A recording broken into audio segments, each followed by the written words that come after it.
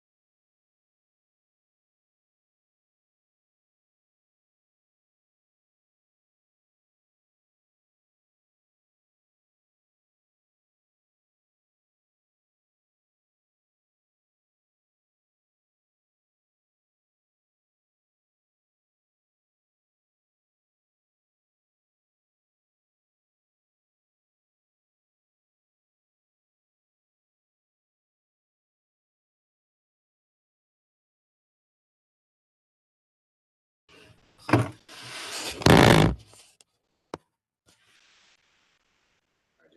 take another stab at it, or do we?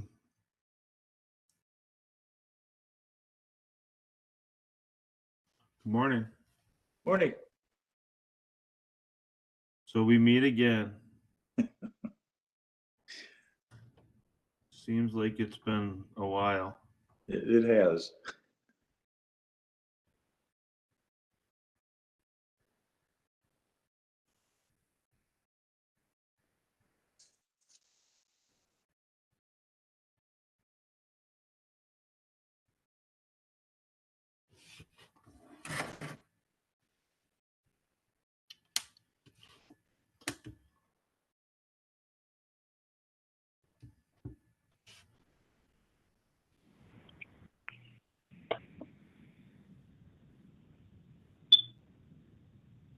Hello. Hello.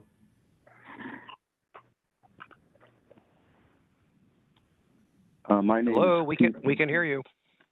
My name is Keith Head, and I'm joining the call. Okay, thank you. The meeting will begin around 9:30 as soon as everybody joins. Sir. Sure.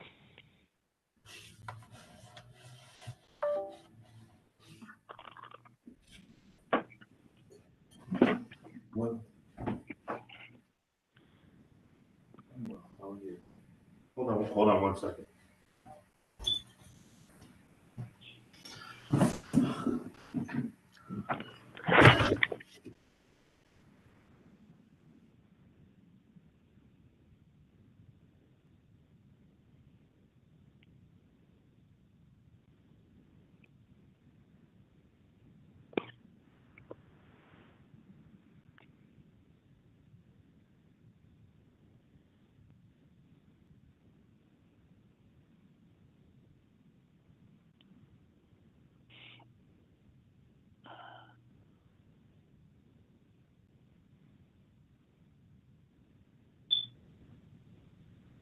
Hello, it's Patty.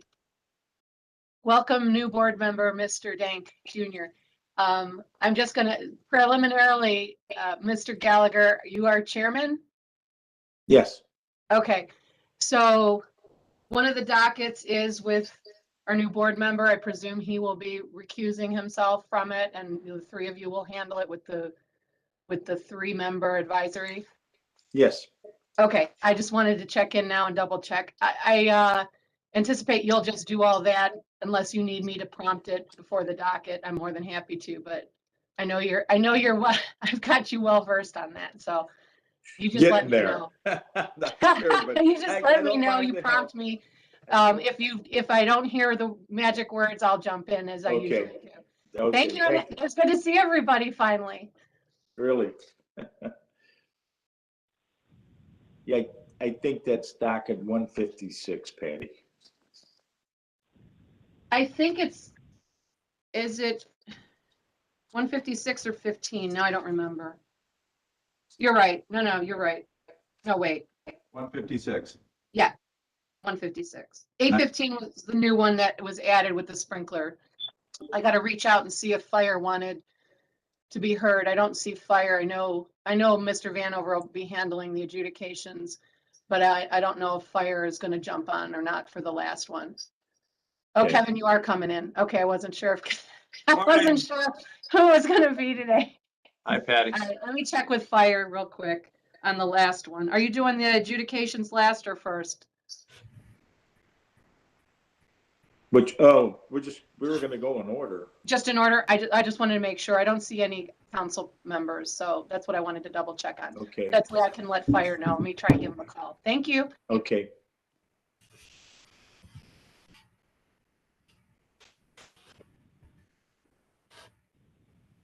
Good morning, this is Abigail Jasper. Speaking on behalf of docket 156 that was just mentioned. Oh, the 156? Correct, Or 8? Judson Manor. I believe it's 156. It's 1890 East 107th Street under the adjudications. So I will, Yes. if it's Okay. with the board, I will mute and turn off my video until such time. Okay, thank you. Thank you.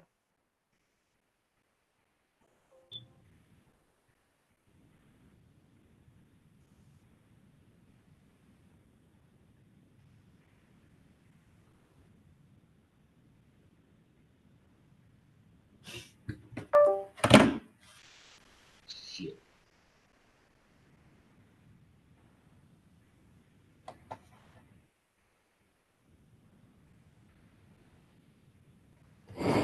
Mr. Gallagher, Howard Bradley, do you hear me?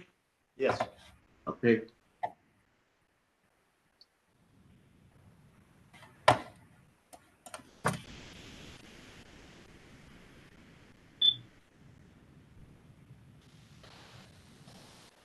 Good morning. Good morning.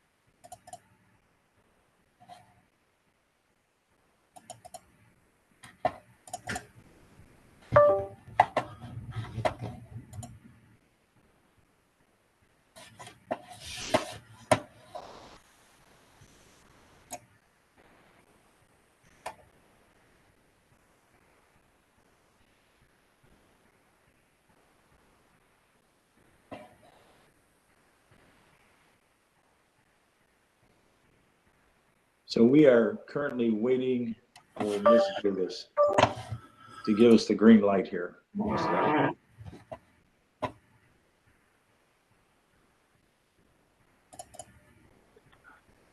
Is Carmela on? I don't see her.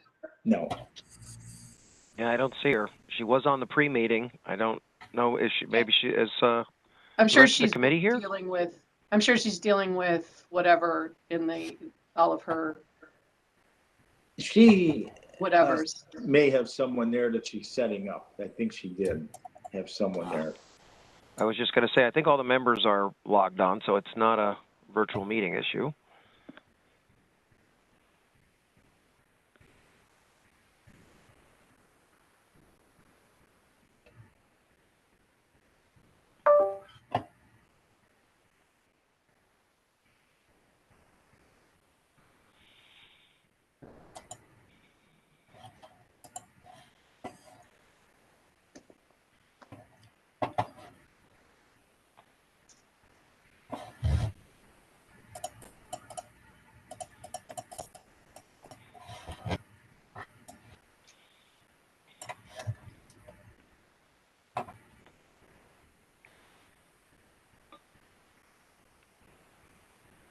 And we do have a councilman with us this morning, I see. Which docket? I don't know. I just see Oh, Councilman okay. Harsh here. I don't Ward know which case 15. he's here for. Well, Ms. Lazar, you're with Ward 15? Yes, good morning. I am representing Ward 15, the council office. Okay.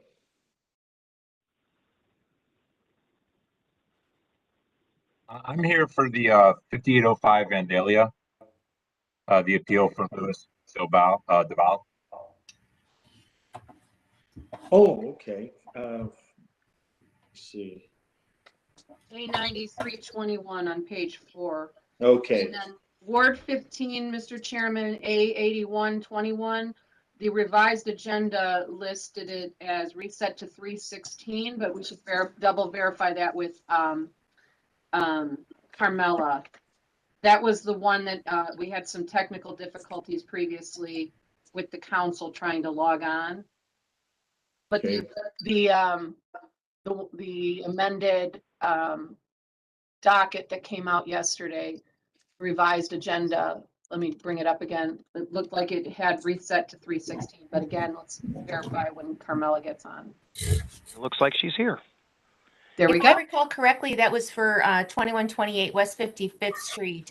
And we were, the council office was on during the last hearing, but I believe that the property owner did not appear. Yeah, the attorney, I think that's the one with the attorney who has represented him forever, and Sam Zingali, and he had some technical difficulties. Okay.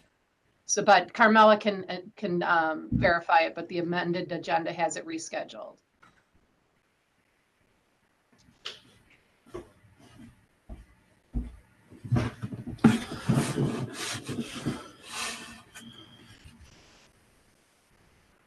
Videos.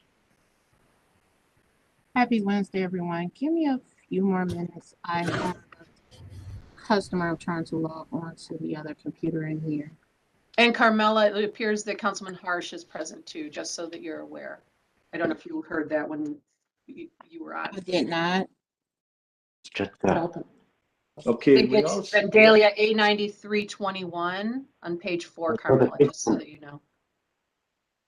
What is it for? Oh, that has been withdrawn. Vandalia? Yes, it has. Okay, thank you. Okay, Carmella? I think she said she needs a couple more minutes. Oh, okay. All right. Good enough. Their appeal, is that correct? Councilman, it sounds like, according to Carmella, it was withdrawn. Docket A9321, she said was withdrawn. Got it. Okay, well then, y'all have a Was great that day. the only one? Was that the only one you had? Yeah, that was it. Oh, it's good to see you. Take care. Same here. Thank you. Have a good day. Maurice, would it be appropriate for me to just briefly introduce myself while we're waiting? Absolutely. Great. So thank you, Maurice. Thank you, Carmella. Hello, Chair. My name is Joyce Wong. I'm the new Director of City Planning. I just started on Monday, so it's day 3, and I'm kind of absorbing everything. And I'm really excited to be working in this post and working with such a great staff. I'll just be here observing and listening. This is my first BBS meeting, so I'm looking forward to learning and absorbing a lot. Thanks for having me. Very good. Thank you. Thanks for joining. Welcome aboard. Thanks. I'm Patty. I'm in the law department. I represent the building department and fire department before the board. Great. Nice to meet you.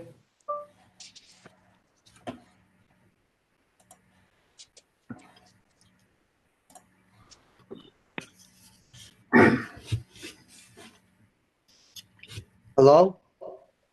Hello. Yeah, it's Abu Hamda, 1188 Hometon. Okay, we're just going to start in a few minutes here, so just hold tight. Sure, thank you. Sure.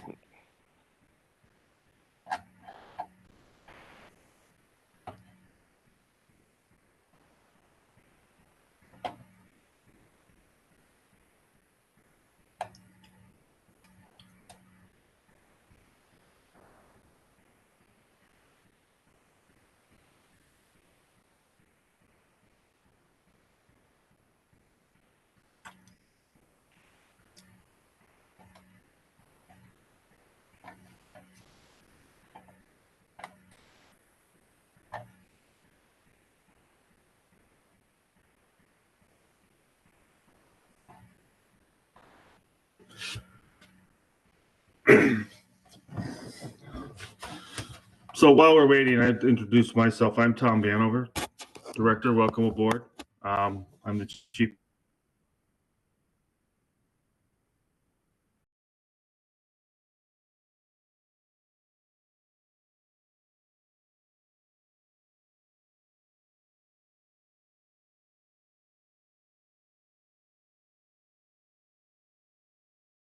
Hey, Maurice. Maurice. Yes, ma'am. So I'm having issues with the meeting number. I had another appellant just call me saying that the meeting number is not working with them as well, for them as well. I've been trying to connect on my other computer and I can't get access. So if he Yeah, can't get in, we'll just have to postpone those appellants who's trying to get in to a later date, but we can go ahead and start with the preamble. We can do that. Yeah. That's for sure. Okay. So the Board of Building Standards and Appeals is now going into session. Read the preamble. In compliance with notification requirements of Ohio's open meeting law and section 101.021 of the codified ordinances of Cleveland, Ohio, 1976. Notice of this meeting has been publicly posted. All boards and commissions under the purview of the City Planning Department conducts its meetings according to Robert's Rules of Order. Actions during the meeting will be taken by voice vote. Abstentions from any vote due to a conflict of interest should be stated for the record prior to the taking of any vote. In order to ensure that everyone participating in the meeting has the opportunity to be heard, we ask that you use the raise hand feature before asking a question or making a comment. The raise hand feature can be found in the participants panel on the desktop and mobile version and activated by clicking the hand icon. Please wait for the chair or facilitator to recognize you and be sure to select unmute and announce yourself before you speak. When finished speaking, please lower your hand by clicking on the raise hand icon again and mute your microphone. We will also be utilizing the chat feature to communicate with participants. The chat feature can be activated by clicking the chat button located on the bottom of the WebEx screen. Call-in users can unmute by using *6. All meeting activity is being recorded by way of the WebEx platform. These proceedings are also being live streamed by way of YouTube. All requests to speak on a particular matter by way of our website and email have been considered. We have also received emails from those who have provided written comment on a particular matter. Ms. Aston? Do you want to call the roll or do you want me to do mine first? I don't know if Carmelo's with us. Okay, then I'll do mine first. Thank you, Mr. Chairman. Patricia McGinty Aston, 0070689 on behalf of the City of Cleveland. I would like to ask to have it verified that it is being live streamed. Yes, ma'am. It is being live streamed.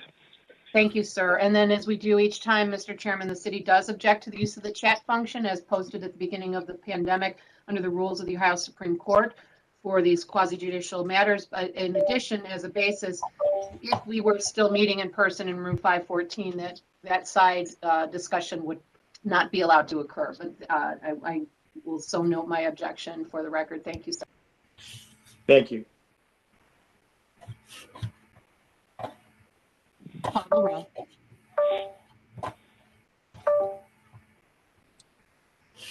You can go ahead and call the roll, Mr. Gallagher. Okay. Mr. Bradley? Here. Mr. Denk? Here. Mr. Maskey? Here. And myself are present. So we have all four at the present time. Okay, we'll call the first docket. We have docket A8521, 3631 East 78th Street.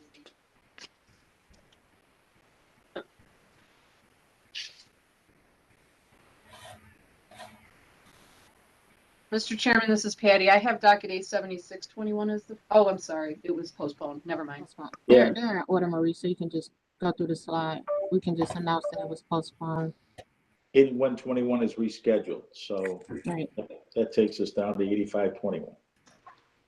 And what about 8121 West 55th? That one has been rescheduled. Okay. There we go. And A7221, has that been rescheduled as well? Let's take a look. We haven't gotten there yet. We're And dealing with buildings right now, Mr. Vanover. Oh, okay, thank you. Uh-huh.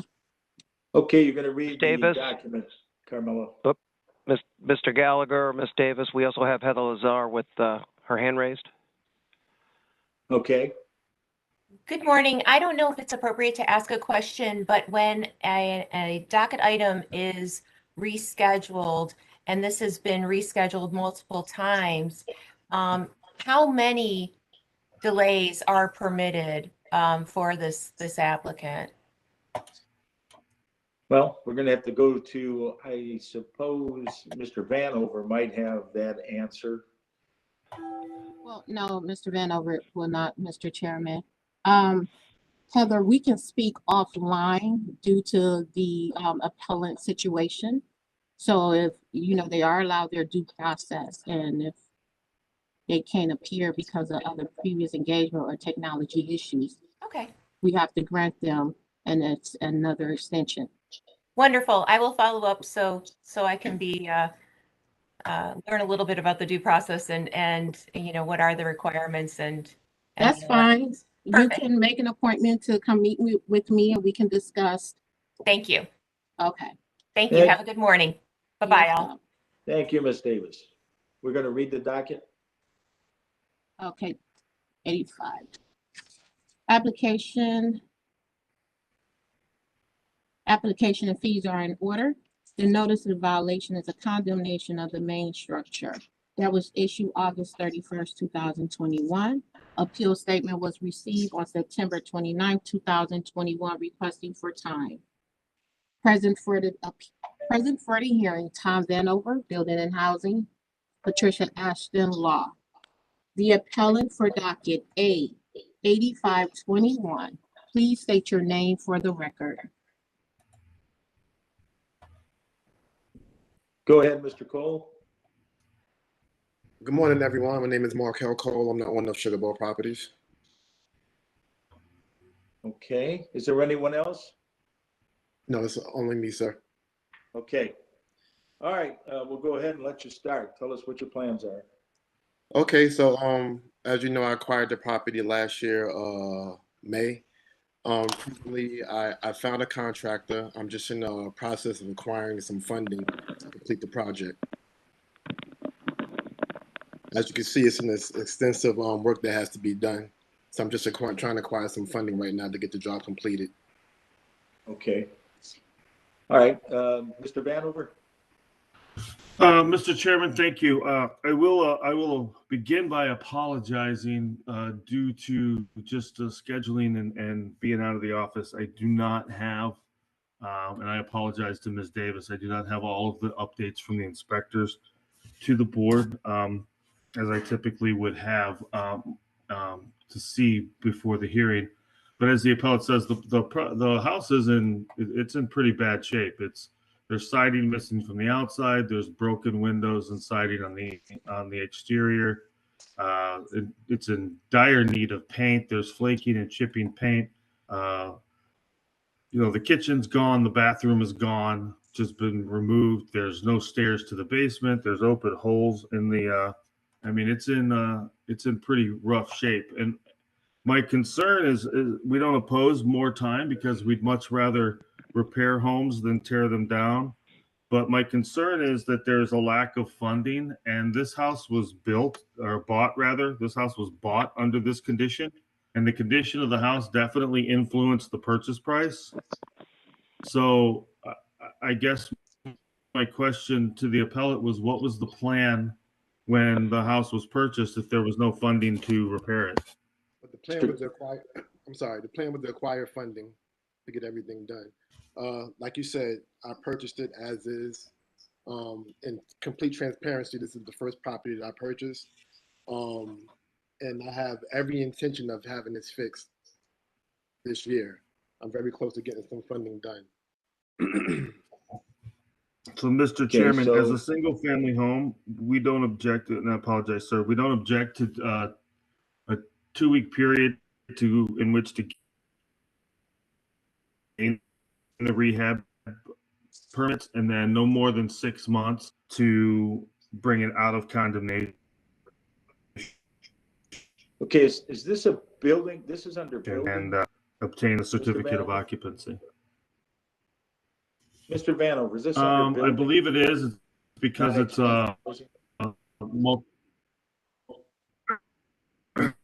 yes, it's a. Can you hear me? Well, you keep breaking up. Mr. Chairman, can you hear me? I apologize. I think I'm having connection issues. This is I believe, a 4-family residence, which is why it's a building. Okay. Okay, so you were saying 2 weeks for permits, and they didn't catch the rest. 2 weeks to gain the permits, and then 6 months in which to correct the condemnation. Okay. Okay, so we're gonna do a motion for it would be March 2nd, 2022 to obtain the permit, and August 16th, 2022 in order to complete the violation. Motion is so in order. Got to unmute Mr. Maskey. Sorry, I make the motion, but with failure to meet if permits aren't submitted within 2 weeks, Okay, that we were remanded to the city. okay. So there is a motion with that caveat added to it. Is there a second? I'll second. Mr. Dank? Okay, so it's moved and seconded. Ms. Davis, call the roll. Mr. Maskey, Yes. Mr. Bradley,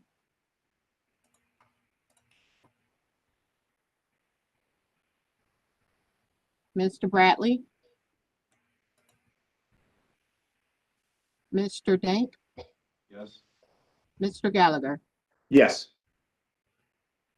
Okay, so we have a unanimous decision. You will be notified in 2 weeks, Mr. Cole. Thank you. Thank you. Have a great day. Okay. Okay, so next docket is docket A 7221 16205 Howland Avenue. 1 second, I have that appellant next door. I'm just gonna have him call in. Mr. Cole has his hand raised. Is that right? They can see it. Gallagher, can you see me? Yes. I'm sorry. You see me? Yes, I do. Okay.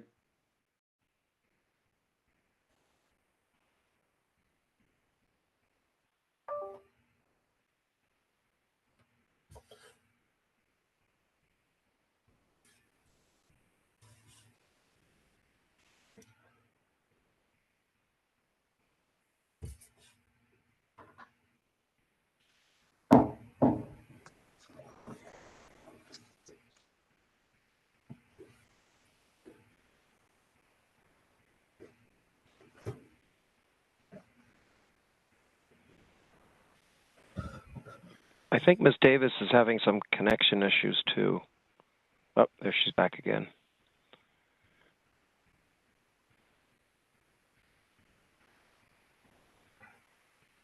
Technology is great when it works.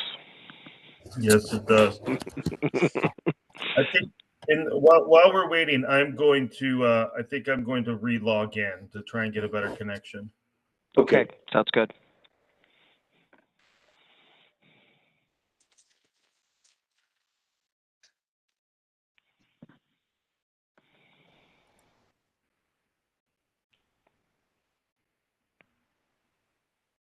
Well, while we're waiting, I'm going to ask Mr.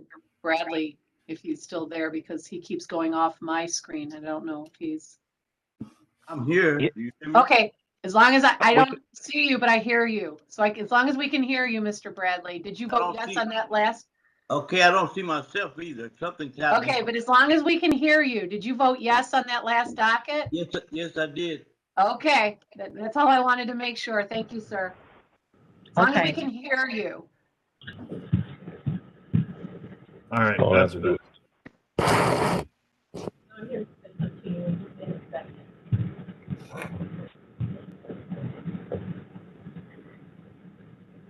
have Mr. Aaron here. He's over on the phone. Mr. Aaron, they're gonna swear you in. So we have docket 7221, application and fees are included. Notice of violation is interior, exterior maintenance and no permit. Violation date was August 5th, 2021. Appeal statement received September 9th, 2021. Asking for more time to abate the violation. Present for the hearing, Tom Vanover, Building and Housing. Patricia Aston, Law. Mr. Aaron, please state your name for the record. My name is Joey Aaron. Okay. You better swear in. Solemnly swear to tell the truth, the whole truth, so help you God. I do. Preliminarily, Mr. Chairman, Patricia McGinty asking for the city of Cleveland. Carmela, was this the docket that was heard November 10th, 2021 previously?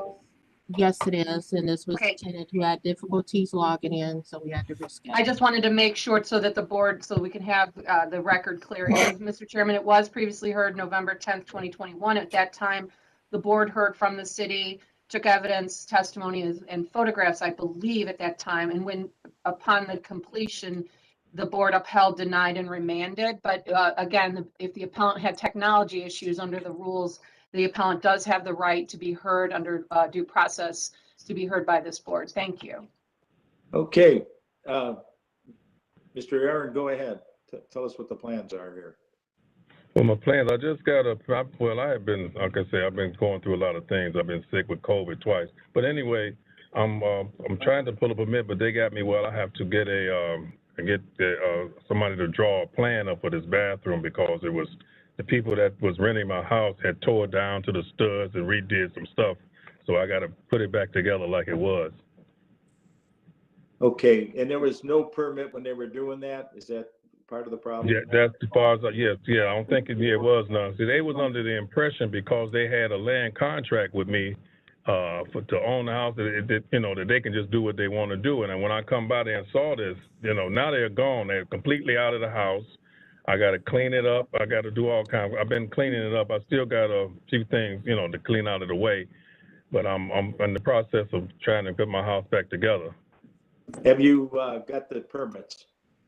Oh, I'm getting, but the permit right now, they're telling me I was here to get to file for my permit myself, but they said before they can give me the homeowner's permit to get to get my contract, so I'm gonna have work, that I need to do I have to do a plan for the bathroom because it was tore down. They tore it down to the studs. Okay, so you're in the process of getting the plan together to get to the city? Yes, plans, and yes, as soon as I get the plans, they told me to bring the plans back to them, and they'll give me my homeowner's permit to start to do work. Okay, well, let's see if Mr. Vanover made it back on. Yeah, Mr. Chairman, can you hear me? I can. Okay, so yeah, this is a much better connection. So this is the compliance date. This violation notice is 6 months old. It is a rental property, so it is an investment property. And yes, because the bathroom has been gutted, there will be a requirement for plans. Again, we don't object to more time with the understanding that the property is empty and will remain empty, but there are extensive electrical violations in this property. There's the panel boxes open, there's receptacles hanging, there's open boxes, there's wiring that has open joints in the ceiling. So we would, this is going to require plumbing permits, mechanical permits, building permits, and electrical permits. We don't object to more time, but again, it's 6 months old and this is a rental property. So we would ask that that time period be limited. Okay. So we need, go ahead. What I was going to say, the only reason why that I didn't do a lot of the different things because I had to wait for them to get out of the house. They took it to the end, all the way to the max before I can go in there. Plus, then I've been sick myself. I just found out that I got kidney disease, and I had two bouts of COVID, and just got it. That was back in September when I had that one. So, and I'm still going through the long haul of that, but that's no excuse. I'm still going to take care of my property, get it done. It's just that I've been having some health issues of my own, getting around trying to get some things done on my own. Mr. Chairman, to the appellate, how long was this on land contract? It was under contract. They had it for about 2 years. Okay. Close to 2 years. I think it was 2 years. Because like I said, I got my property in trust. It's in trust. And the thing was, they had the contract for like 6 years. After they, to take care of the honor to everything in there, I give it to them after the 6 months. I just give them the deed. But the thing is, they went in there they thinking that just because they got a contract for the house, that they can go in there and do what they wanted to do with the house, and that's when they start tearing it up, because there was none of those problems when they got the house. Okay. Okay. All right. It So just did me. We're looking at the time issue here. So, Mr. Aaron, how long do you think you need in order to bring this back up and resolve the? I'm figuring, once I get all the people, I figure at least 90 days to have the way I want it, because I want to paint. I need to put another garage door up. I want to take it, do everything that I need to do to that house to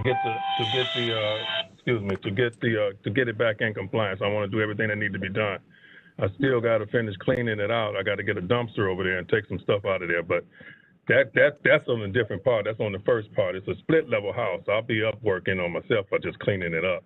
But downstairs, I'm gonna have somebody because I'm here now. I got the permit that I need, but they told me I need to go get these blueprints for the bathroom and then bring it back. And so I figured I need at least 90 days or more. You know what I'm saying? I got to, because I want to be done right.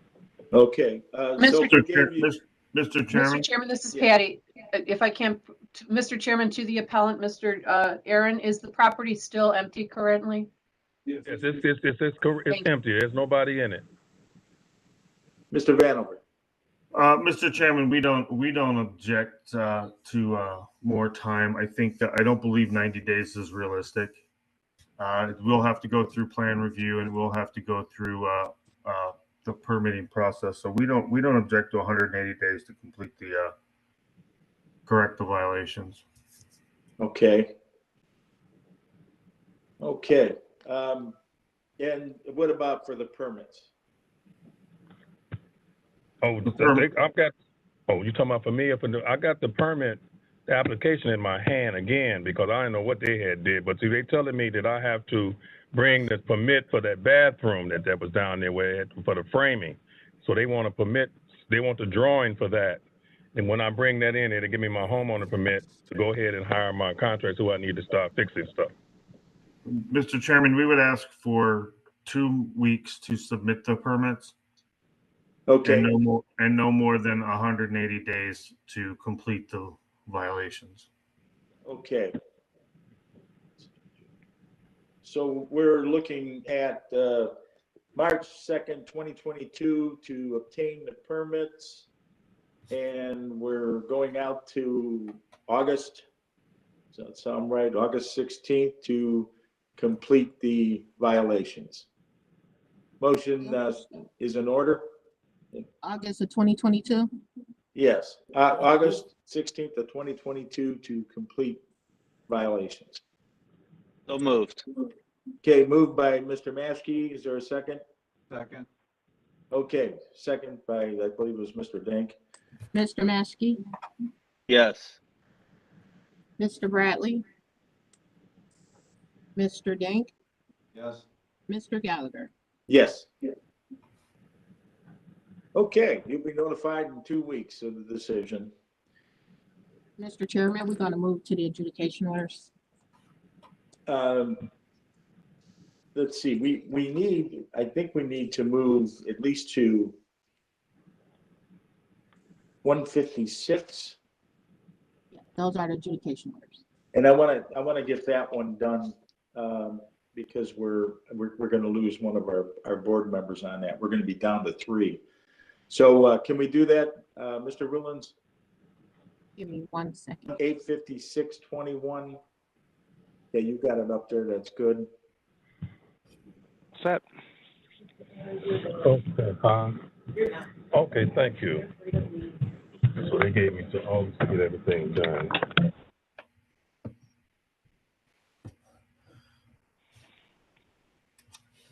I believe she's taking care of the gentleman that was sitting Okay. next door. All right. No problem. Application and fees are in order. This is adjudication order that was issued on December 15th, 2021. Appeal statement was received December 23rd, 2021. Requesting a variance from the adjudication order. Present for the hearing, Tom Vanover, Building and Housing, Patricia Ashton Law.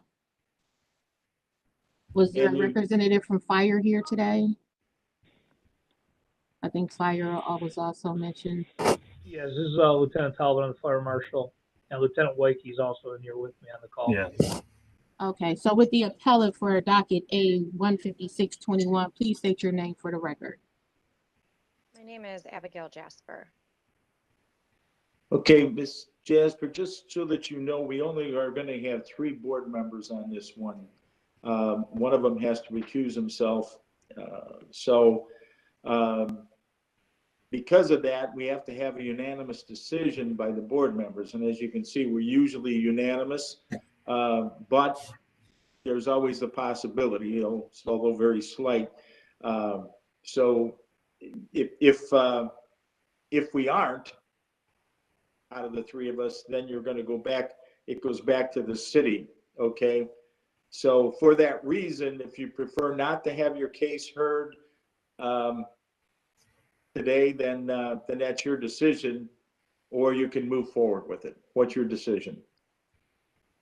I would like to move forward with the case, please. Very good. Okay. The owner's representative, Bill Fehrenbach, is also on the call. I would just like to acknowledge that he is here as well. Good morning. Okay, I gotta swear you in, and whoever else may be giving testimony. You swear to tell the truth, the whole truth, so help you God? I do. I do. I do. Okay. All right, very good. Okay, go ahead and let us know what your plans are. So the appeal in question is for 1890 East 107th Street, which is Judson Manor. And it is a senior living community with elderly residents and has been for quite some time. So in a renovation of one of the floors, we are requesting a variance to return to standard receptacles for electrical outlets in lieu of what the Ohio Building Code requires, which is a tamper-proof outlet. Because the population is elderly, they have limitations in their physical abilities, and they find that using plugs in a standard 2-prong outlet can be very difficult for them with arthritis and difficulty. All right. On the meeting. Is that Mr. Bradley? Mr. Yes, Bradley? it Brett, somebody needs to Miss- mute. Well, no, he can't. I can't have him mute on this one, but he has to be off his phone. I don't mean to be persnickety, but we only have 3 members, and this one is an important one that he has to be part of. Thank you, Mr. Bradley. I sorry. Okay. All right. Go ahead, Ms. Jasper. Of course. So understanding that the population is elderly and that Judson is a long-term owner, it is an owner-occupied building, and the owner is aware of the risk that they are taking with requesting this variance. They understand that children do not and will not live in the building for the foreseeable future, and any children who may be present in the building will be highly supervised, assuming that they are visiting their grandparents or elderly relatives in that setting. Judson, as a way of confirming that they are committed to the building, is doing this renovation and has done several previous floors as well. As part of our packet of information included in the appeal, we have also indicated that the 9th floor was granted this variance. It is the same renovation. It was the same request. We understand that each variance is taken one at a time, but we do want to call attention to the fact that this request was granted previously. Okay. I'll call on Mr. Vanover first, I believe, and let him go ahead and pick us up. So, Mr. Chairman, the city and the building department is very familiar with this building. It is a senior living facility. And it is accurate that this variance has been granted on other renovations. As you're aware, my office, nor does the board, have the authority to grant a building-based variance. It's done plan approval by plan approval, which is what brings us here and will most likely bring us back here for other floors. As you're aware, we object to every variance of the code because the code is written for a certain purpose. However, I believe in this particular code section, the intent of the code in residential occupancies is to protect children from the ability to push something into a receptacle. We believe that the risk of that happening at this facility is very low, if not non-existent at all, because it is senior living. And also, it is an existing building and an existing use where, and it's been senior living. It'll continue to be senior living. And there's argument that the risk imposed by requiring tamper-proof receptacles could actually, is actually a detriment to a senior population, just simply because the difficulty of plugging things in causes them not to plug things in, like lamps and like, even other equipment that they may need. So we are, and to choose my words carefully, because we don't support variances, but we believe that the risk involved in this particular variance request is very low, and as an existing building with an existing use under the Ohio Building Code, some discretion is afforded to those cases. Okay. Mr. Chairman, to Mr. Vanover, were you present at the previous hearing in 2019? I know I was. I was. And was this the one, Mr. Chairman, to Mr. Vanover, was this the one where the board previously, they brought in the actual piece and there was like a little demonstration at one point? Am I thinking of the right docket? Yes. Okay, you remember that as well, Mr. Gallagher? Yes, I do. There was a receptacle. Okay, I just wanted to Mr. get that on Dank, the I record. believe, brought it in. So I wanted to get that on the record for this board to use as well as although you don't create precedent, as Mr. Vanover stated, you are allowed to look at all of the matters and all of the totality. And at that time, you can find that you'd previously done that with this matter, if you want to keep the record whole. Thank you. okay, well, we have. And so I ask Lieutenant, do you have any comments? Lieutenant Telban? No, sir. I'll refer to Chief Vanover. Okay, all right. So with that, I will go ahead and set up for the motion for us that we would grant the variance for this particular floor that's involved for these receptacles only at this time. So we have a motion to do so.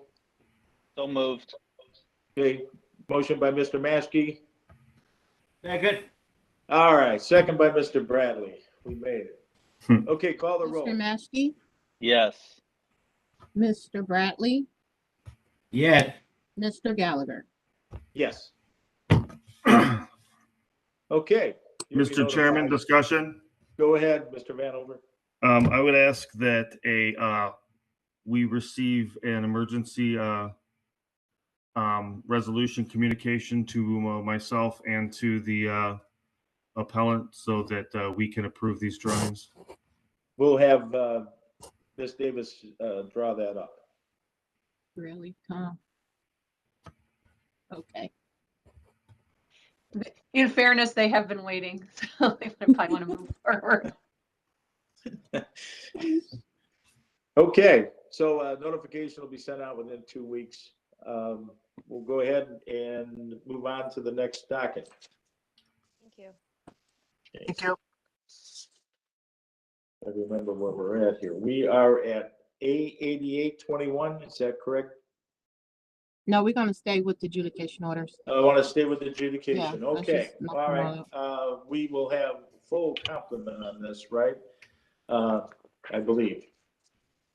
Okay, so we're at A822, 2341 Scranton Road. Application and fees are in order. This is an adjudication order to the Ohio Building Code issued on January 21st, 2022. The appeal was received on January 28th, 2022, requesting for a variance to the code. Present for the hearing, Tom Vanover, Building and Housing, Patricia Ashton, Law. I believe we also have Representative of Fire to speak on this one as well. And with the owner or appellant for docket A 822, please state your name for the record. Hi, everyone. My name is Lucas Steib. I'm with AODK Architecture. I'm representing the owner of this project, 3004 St. Clair LLC. Okay. It appears the councilman is also present. We have the councilman present. Who's the Are you councilman? present for this docket or for the other lien notice violation? Is that Mr. McCormick? Mr. McCormick present? I see him on. I don't see his face. Good morning. I'm sorry. Okay. I'm straddling two meetings. I appreciate you recognizing. I'm actually here for a case on Lorraine Avenue. Is that up today as well? That will be next. Yep. So I'm not familiar with this case. I'm up here for Lorraine Avenue. Okay. Thank you. Very good.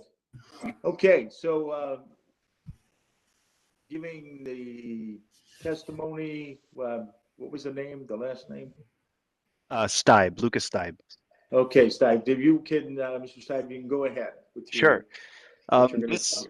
This project is a renovation of an existing building into a mixed use. The area in question for this adjudication is the private residence of the owner. So it is a private dwelling unit. The issue came up with a addendum sketch that was, or sketches that were submitted to the city. And the only issue that was in question were the placement of outlets on work surfaces. So this plan blow up is to show the kind of layout of the private dwelling unit in this area. The area of question is what's being called the entertainment bar or the entertainment area. And then this is just to highlight the proximity to the proper kitchen space just to the south of that entertainment bar. If you go to the next slide, you can see the sketch addendum that was submitted with some other sketches. All those other sketches were approved by Ken Marriott, building plans reviewer.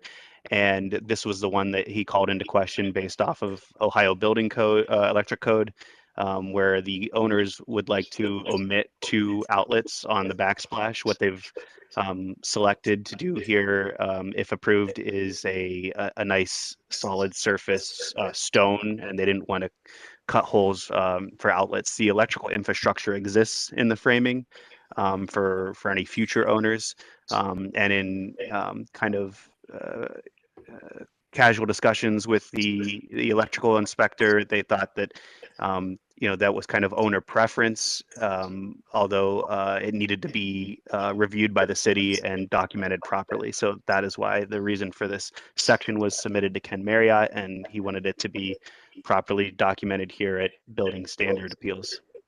Okay, very good. Mr. Vanover? So, Mr. Chairman, thank you. So the code is pretty clear on where you're required to have electric receptacles on kitchen surfaces. The code is very clear on that. The code is less clear on what a kitchen surface is. I will remind the board that this is not a private residence. It is a commercial building that is, although the owner may be living there, currently. And this is a discussion for all the professionals on the board that goes back and forth and is heavily debated in any electrical roundtable. And Mr. Marriott and the electrical inspectors are correct in that this is not something we can approve on its face. But I would like to point out this is actually a real risk because although it is an entertainment surface, the reason that this code was put in place is to keep extension cords from crossing the sink. As you eliminate, the more cords you have on your counter, the more chances they are that they come in contact with water, the more chances they are that they get, caught on things. So this is a safety issue. And were this to be the kitchen itself, my opposition would be considerably more animated. But again, the code does a less than favorable job concerning these secondary surfaces and countertops as opposed to the true kitchen. Okay. Is there a water sink or anything in that area? There is a small there is a small sink on that surface there. And to Mr. Vanover's point, we completely understand the reasoning for the request for outlets to eliminate extension cords. Arguably, here the placement of the outlets that you're seeing just to the left and the right of the omit signs in the built-in cabinetry, those are purposefully placed for appliances, so that no extension cords would run over a sink area. But we completely understand the reasoning for the way the code is written. We agree that this secondary location felt like it might deserve a second look, as it is in the primary kitchen, and the primary kitchen just to the south of this area is supplying adequate outlets at all countertop locations. Okay. Mr. Chairman? Yes. I have a question for the appellant. Okay.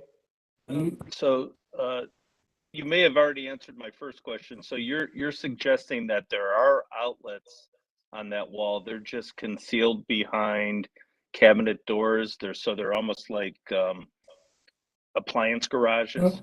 Correct. So the way this space that is in question is designed is on the left and right there are large millwork cabinet garages that will house the coffee machines and any cocktail appliances. That's the whole idea of this face that's in question. Is it's kind of a coffee cocktail entertainment bar, not to be preparing food. So there are outlets planned for those garages specifically. And so then the area around the little bar sink, and it looks like maybe an under counter dishwasher, maybe. That's actually under counter trash. Sorry to interrupt. Okay, so that's just a work surface or laying things out type of surface. Purely decorative actually in this aspect. Okay, and then I guess my only other comment is you alluded to that there's infrastructure in the wall to bring outlets in the future. Mm-hmm. Are those concealed junction boxes, or you just have live wires that are contained in the wall? No, not live wires. They're concealed junction boxes, and they're actually dead junction boxes with plates over them. The idea was whenever this was permitted, it was in full compliance of the electric code. Mr. Vanover could probably jump in here, but I'm not sure that you can conceal a live junction box with a cover plate in a wall. Then I might be misspeaking too. I would have to defer to the electrician, but he confirmed that with the electrical inspector on site that the planning for that infrastructure was done properly and was under his satisfaction. The question the only issue that he wanted to make sure was documented was there were no physical outlets in the backsplash. Well, then, which goes to my next question before I defer to Mr. Dank, who will certainly have more expertise on this. But if you're putting stone up and you're burying junction boxes or whatever access to electrical in the wall, it's highly unlikely, without tearing that wall apart, that anybody's going to bring future electric to that wall, which means you may be doing yourself a disservice. But I'll defer to Mr. Dank. Thank you, Mr. Chairman. Okay, Mr. Dank? Because the code requires receptacles in the kitchen, and the kitchen is just adjacent to this space, and if this is an entertainment space and it's the owner's desire not to have receptacles in that more highly finished area, I don't know that I have an objection to that. I think that meets the intent of the code and is sensitive to the fact that this is not necessarily the kitchen, but the kitchen is just around the corner here. Okay. Would this require a variance, or are we just looking at the board's approval? So, Mr. Chairman, this does require a variance because my interpretation and our interpretation of the code does consider this a work surface that requires receptacles at the intervals required by the code. I would ask that any variance issued be to approve the removal of receptacles at those intervals on the countertop and make no reference to the future infrastructure or the junction boxes. Those will be inspected on site to verify that however that is done, most likely they've got power to these appliance garages that can be fished into this area at a later date. And I agree with Mr. Maschke, that's really never going to happen. But I would ask that the variance grant them the approval to not locate receptacles with no reference to future expansion, because that will be inspected on site to make sure that however that's done, it's done per code. Okay, so yeah. Mr. Chairman, this is Patty. I don't know if the fire department wants to be heard on that as well, or we'll be deferring to Mr. Vanover. Thank you. Definitely. Go ahead, Lieutenant. No, I agree with Commissioner Vanover. So I have nothing further. Okay, very good. Do we want to, Mr. Bradley, you have any comments? Just kind of left us, I think. Okay. So Mr.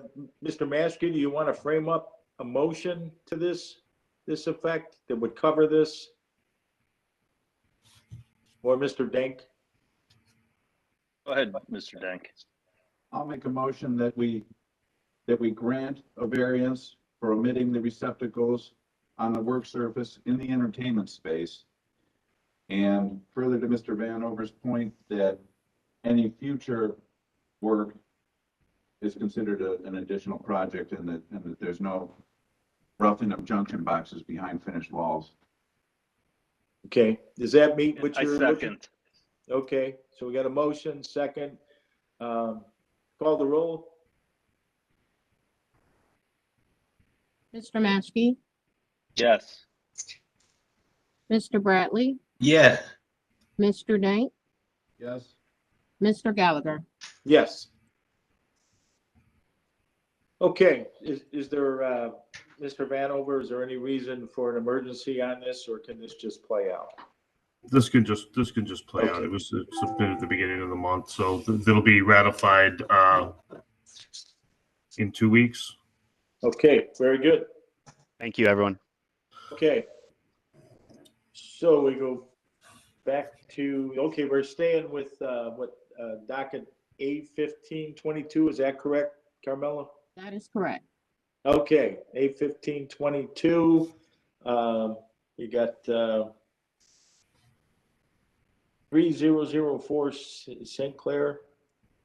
Is that the? No, that's the. No, that's the wrong one. 4607 Lorraine. Okay, well, we got 4607 Lorraine Avenue. Okay. Application and fees are in order. This is also an adjudication order to the OBC. Issued on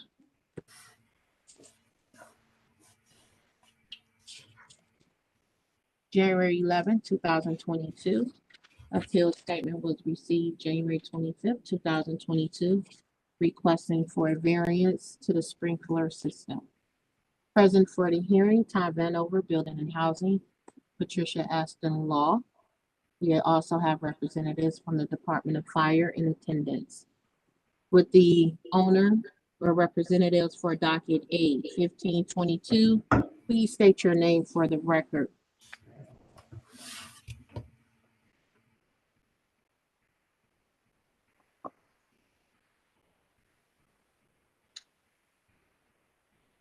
Jonathan, you need to unmute. So you can state your name for the record. You hear me? Barely. Oh, hold on, let me turn it up. I'm sorry. Adam, you will also need to unmute to state your name for the record. Hello, everybody. Jonathan here.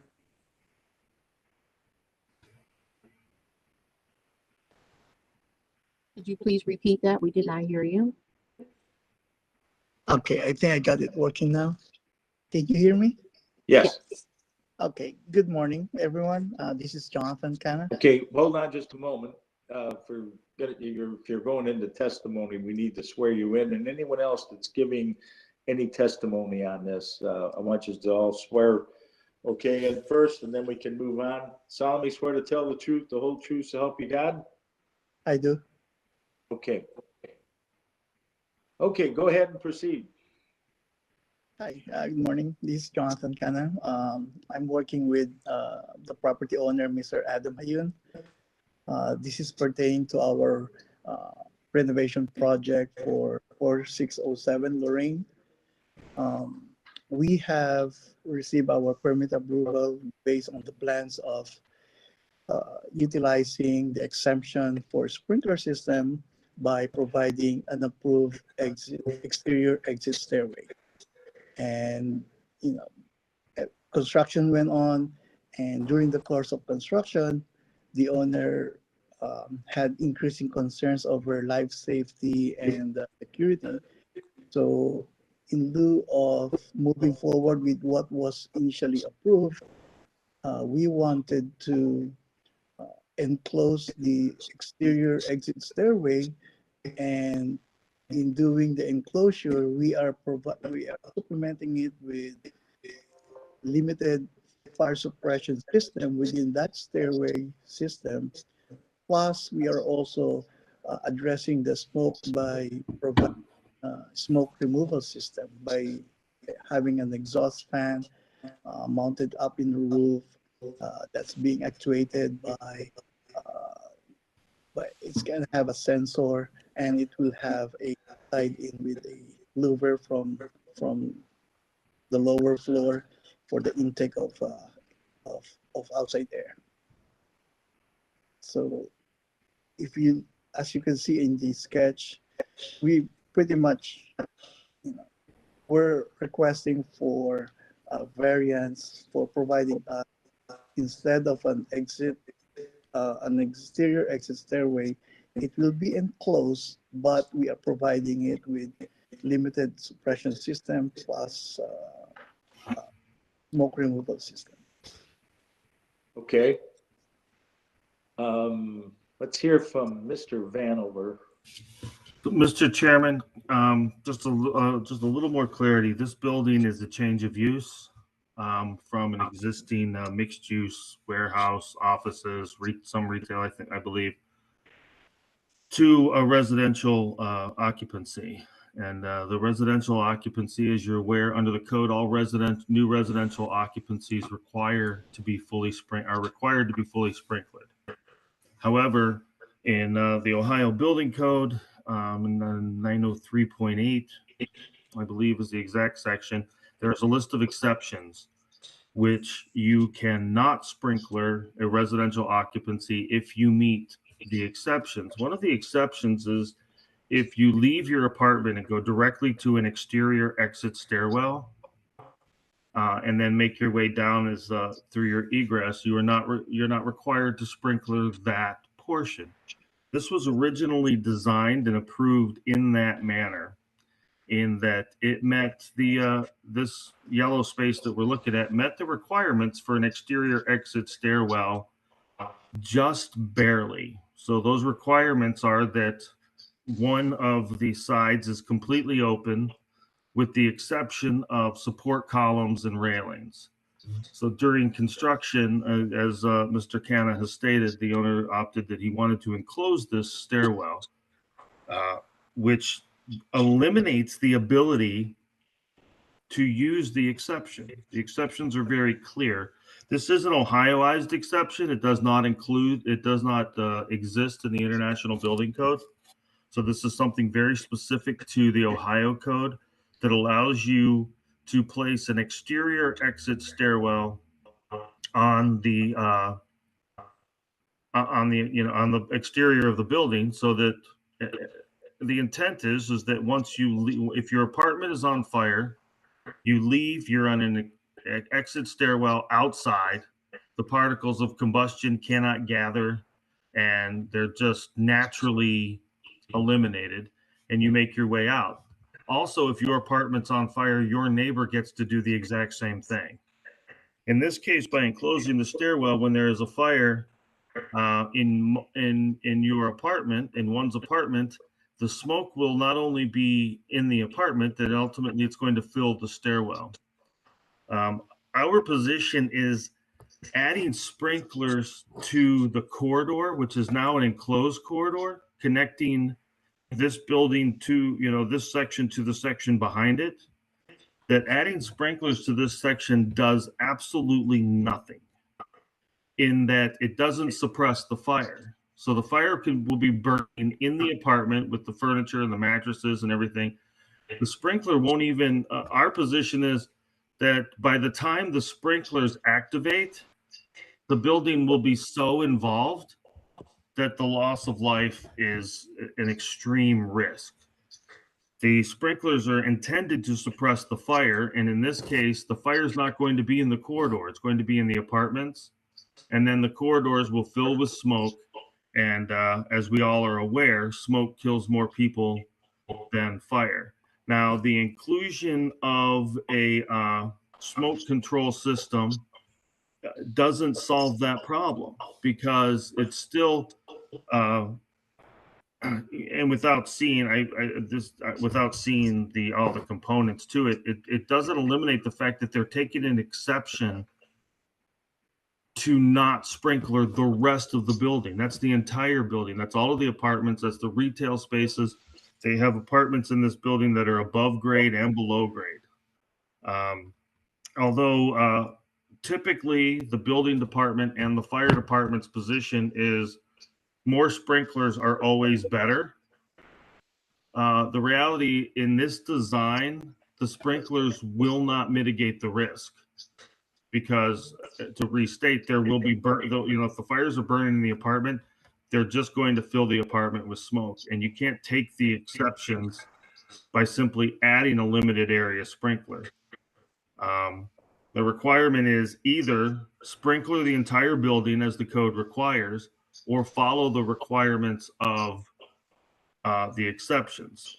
You'll notice that this section here, you can see also that this exterior, what was supposed to have been an exterior stair on the wall, is, I believe, 4 feet from the building next to it.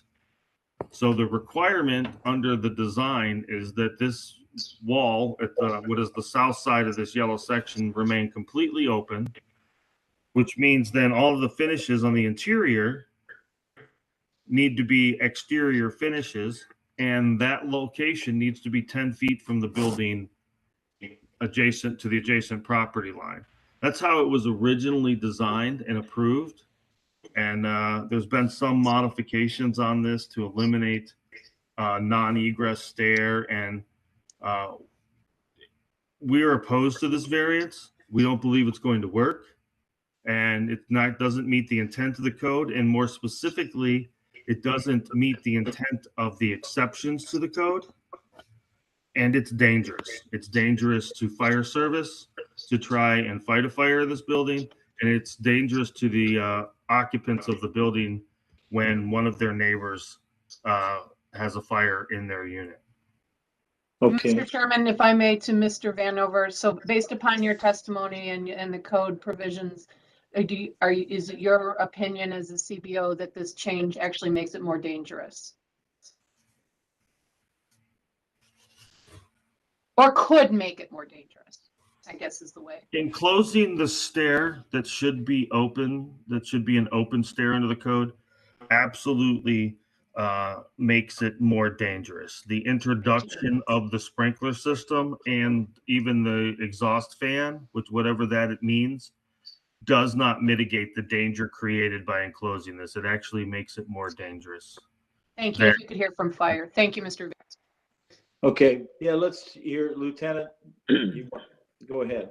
Okay, well, Commissioner Vanover, he pretty much hit the nail on the head with his testimony. We have the same feelings. Obviously, we agree on this situation. With the codes are the minimum, all right? And unfortunately, our codes are more reactive and proactive. So They're there because something already happened in a situation like this, and we want to prevent that going forward.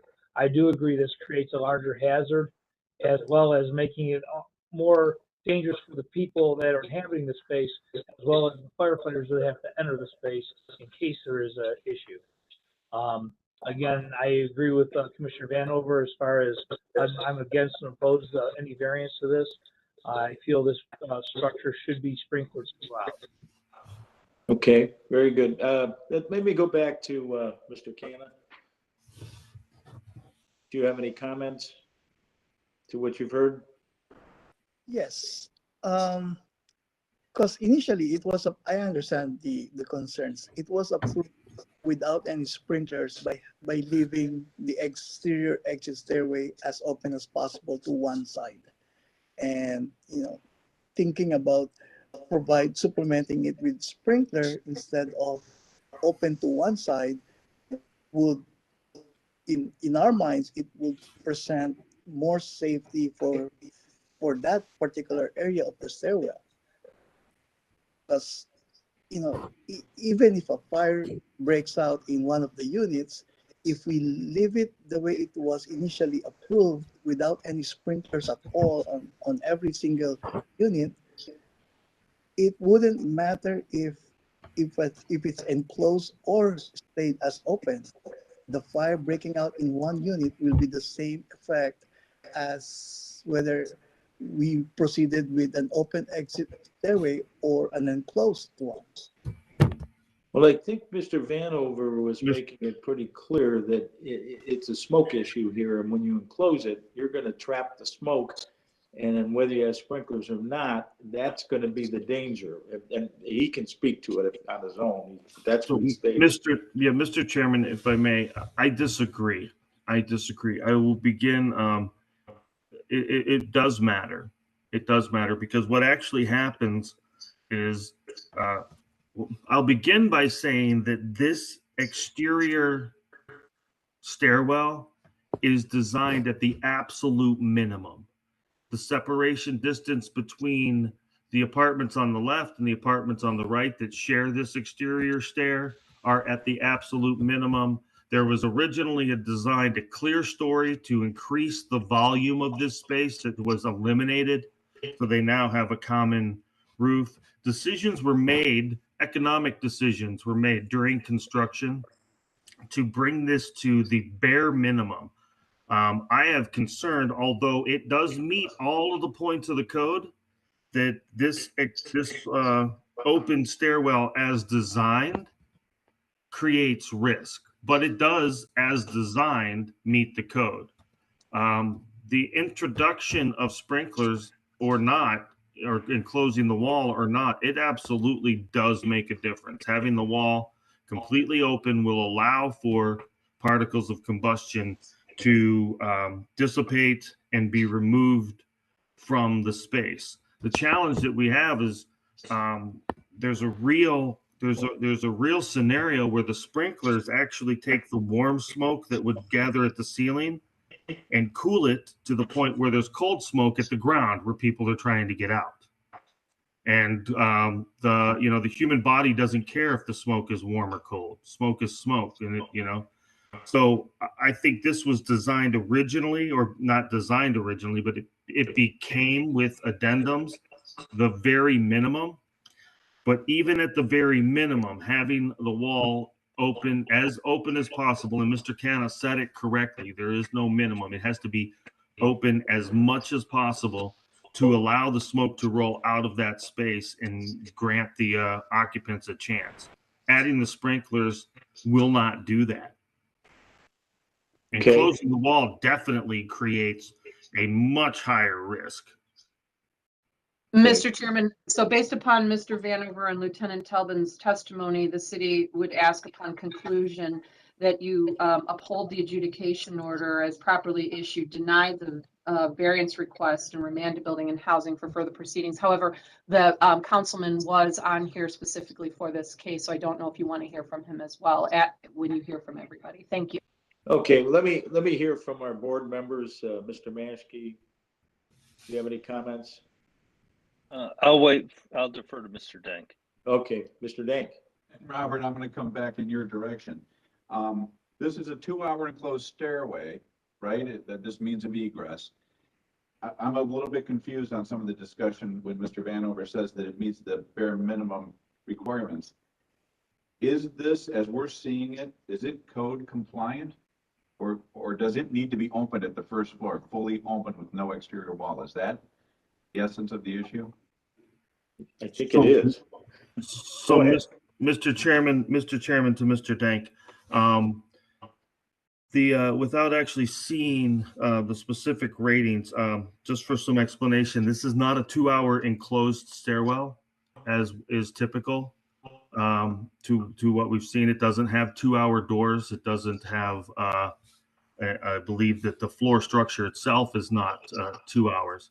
So it's not a typical enclosed stairwell as you would see. If the building were fully sprinklered, then this could be considered a 1-hour enclosed exit stair, which is typical. So what this is, although it doesn't look like it because there's apartments on either side, this is an open stairwell, which is similar to having a wood stair built on the back of a 2-story building. So this is considered an open stair. The way it's designed in this depiction, not only does it have to be completely open at the first floor, it has to be completely open at all floors, at least one side. The way they've got it drawn, they have enclosed the second floor, and they have they're placing the door on the first floor to create an enclosed stairwell that is non-compliant, and eliminating the open exterior stairwell. Mr. Chairman. Okay, I think Mr. Kana has his hand up. He wants to respond to something. Go ahead. Yes, I just want to clarify that we actually, in fact, made the wall a 2-hour wall and also the doors at 90 minutes, just to supplement our protection. Okay. Mr. Dank. Mr. Chairman, to Mr. Vanover, does that make a difference what Jonathan just mentioned about a 2-hour? I see the walls on the first floor are marked as 2-hour construction. I don't have a door scheduled. Second floor walls are not labeled in the same way, but if those are all 2-hour, does that make a difference to what we're saying? Mr. Chairman and Mr. Dank, it does not. It does not, because this is not an interior enclosed stairwell, or at least it was not designed as such. I don't again, through these plans and this review, I don't know what the rating of the floor that supports the second floor walls are. But the fact that it's 2-hour rated is that the fire rating is not the issue. Understand that there's not going to, the concern and the intent of the code is not that there is a fire in the stairwell. The reality of it is that if there's a fire in the stairwell or on the stairwell, that's there should not be commodities or whatever or activity that would create a fire, although anything's ever possible. That's not the intent of this code. That's not the purpose. The purpose is that the expectation is that the fire is going to start inside the dwelling unit. So the 2-hour rating of burning from the inside or the outside is not the concern. It is the ability to exit the apartment into an open stair. Okay, so it was like a fire escape that you would have on a building on the outside, sort of. I think that's the way it was. Mr. Chairman. Okay, go ahead. I concur with the city's assessment. Okay, that's Mr. Ashley, correct? Okay. That's correct. That's correct. Okay, I guess there's no other comments. The board can form a motion. Mr. Chairman, if I may, Mr. Chairman. Who is this? This is Councilman McCormick. I had my hand Councilman. raised. Yes, I'm sorry. Thank you. Go ahead. Thank you so much. Thank you, Chair, for having me on this morning. Appreciate it. I'm not often in front of your board, generally the other boards at the city, so I appreciate that. Chair, what I would just say, 2 quick points. Number one, as I always requested in situations like this, really appreciate that the city work with this applicant to find a solution. It's one thing to say no, but I've got these vacant and underutilized buildings on Lorraine Avenue that have been an eyesore and would love to come to a solution that, of course, is safe, but that revitalizes these critical buildings in an area that we're working really hard to revitalize. So appreciate everyone working together to come to a solution here. Mr. Hayoun has done other projects in the neighborhood that have been spectacular. So I've never had a problem with him. So trust me, I would not be on this call if I would have had problems with him. And I do have problems with some folks that build on the near west side. So again, I'm not going to play or pretend to be a building expert. I'm just asking that if we could come to a reasonable solution, safe, reasonable solution together on how to move this project forward, as these have been an eyesore of a block on the Lorraine Avenue area in Ohio City that is seeing significant investment. And we've got a developer here who's got a good reputation and is working hard to invest in and revitalize these buildings. Again, I am not a building expert. I'm not going to pretend or play to be one, but whatever that solution is working together, I would just ask that the city in a expedited manner work with this applicant to figure this out so that we can realize the investment in these buildings and bring them back to a positive use for the neighborhood. Thank you, Mr. Chair. Okay, thank you, Councilman. Mr. Chairman, Yes. this is Robert Maskey. Just to add, the board is not here to design the building. We're here to uphold a standard, and I concur with the councilman that if the applicant could go back with the building department and work to a solution that's acceptable, I would support that. But at this time, this is not a safe condition. Okay. Very good. All right. Any other board members have any comments?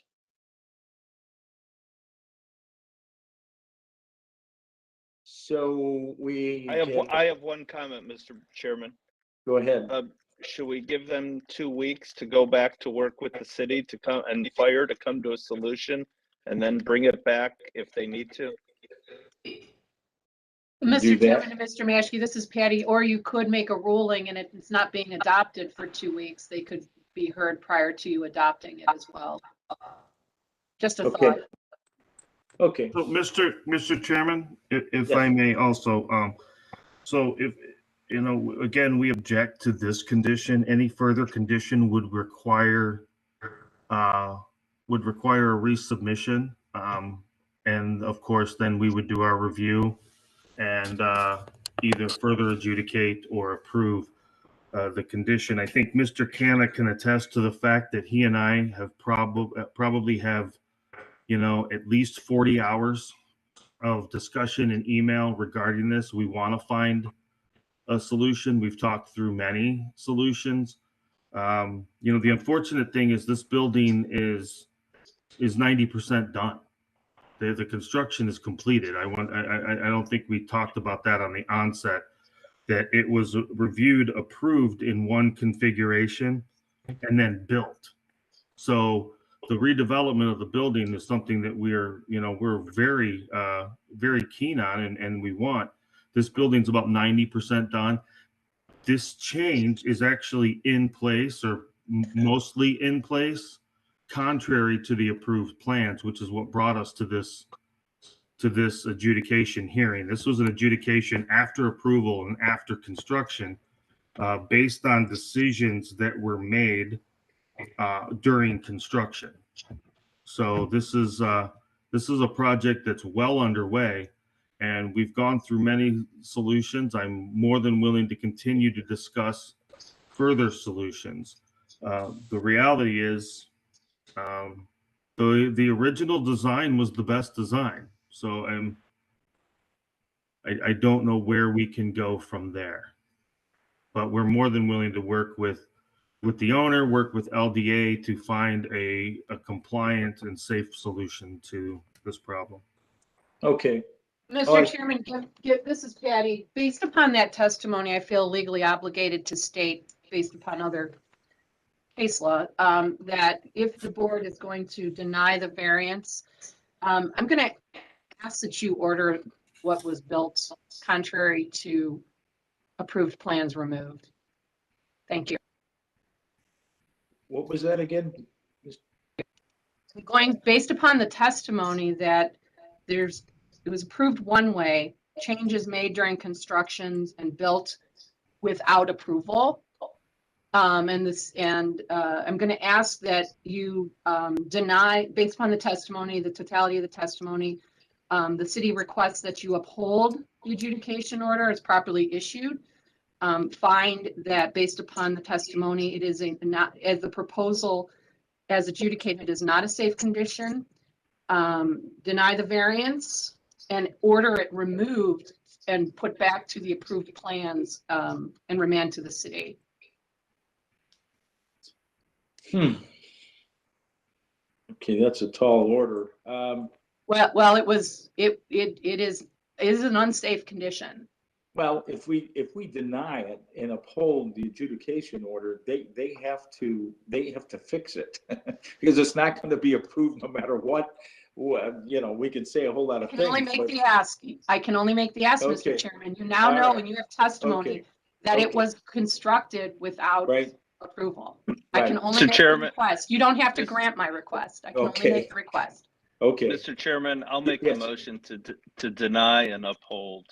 Okay. So, all right, we have a motion to deny the variance and uphold the adjudication order. Is there a second?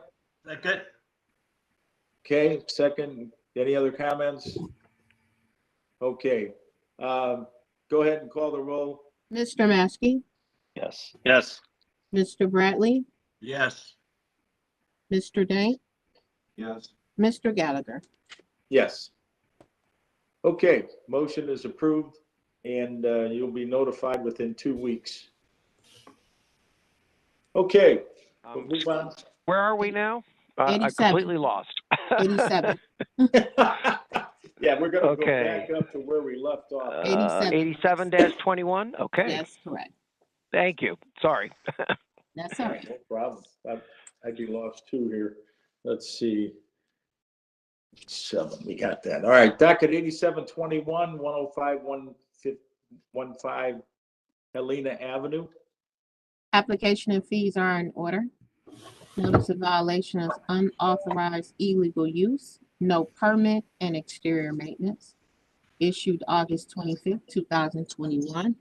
Appeal statement received September 21st, 2021, requesting for more time to abate the violations.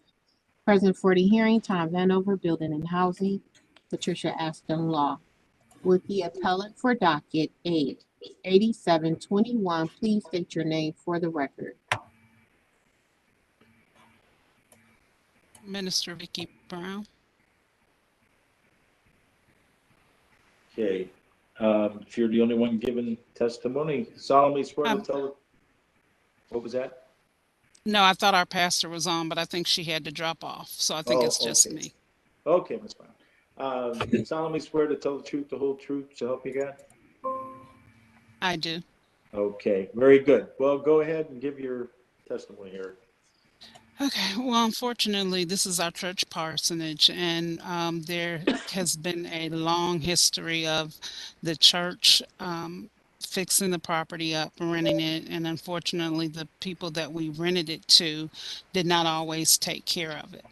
The last tenant we had wanted to purchase the property, but he never completed paying for it or the conditions that were set in the contract with him. He unfortunately wanted to sell the property. He was directed not to accept any money for the property because he didn't own it. The property and our church and the house are on the same parcel. So he was supposed to have the parcel split. The church would then, once he finished paying for it, the church was then going to transfer the deed to him, but that never happened. He also, unfortunately, accepted money for the church. So there is a gentleman out there who believes that he owns the property, but he does not. Without knowledge, he did take the property over. And it's our understanding that he put walls up and bathrooms up, and we had no knowledge that he was doing that. Our plan is to try and evict the tenants that he has in there now and have the property boarded up, and eventually try and have the house torn down because we no longer want to use it as a residence for anyone. We just want to have it torn down. I've been trying to find someone who, because our church was small in membership before COVID, and since COVID, we have just probably lost 70% of our congregation did not come back. We simply don't have the money to do what needs to be done. So I've been trying to, we've asked the tenants to move, to leave. I believe that a couple of them are still there. But our plan is to, once we get everyone out, to have it boarded up. I am looking for someone who will come and clean up the outside of it, to haul all the trash away, but we just need more time to try and come up with the funds to get those things done. Okay. Well, we have a lot of stuff going on here. Let's go to Mr. Vanover and see if we can sort this out. So, Mr. Chairman, thank you. This structure has a lot, a great deal of issues. It's deteriorated, and I don't know how much of that was done by the tenants or how much was just from deterioration from being unoccupied or neglect. Although, based on testimony from the appellate, it seems like it appears that making the corrections required are unfunded, and there's a lot in this structure. Not that everything can be fixed with enough time and money. We don't object to more time to correct this, providing that it becomes unoccupied and remains unoccupied, with the expectation that the church expects to raise the property, to demolish the property.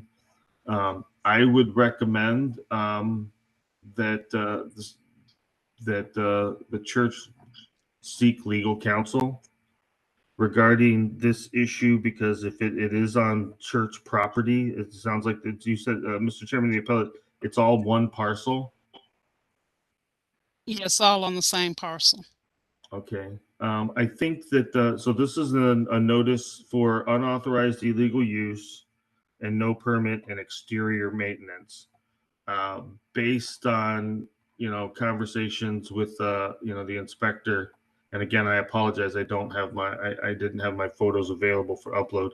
It's this property is real close to if not condemnable. And there's enough that needs to come down. So we don't object to more time. I'm concerned that it's more time with no real plan. I would feel I would be less reluctant if the plan was to raise the structure. Is that your plan, Ms. Brown? When you say raise the structure, do you mean fix it up? No, tear it down. I'm sorry.